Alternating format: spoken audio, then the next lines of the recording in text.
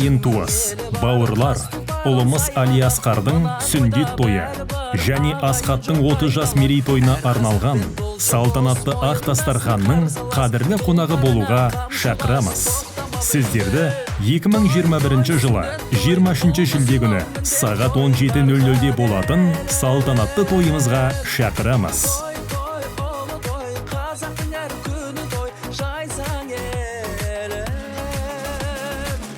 Мекен жайымыз Шәуілдір ауылы, Нұрсая мейрамханасы.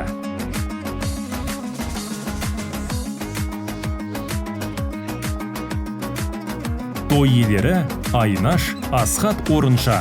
Сіздерді асыға күтеміз.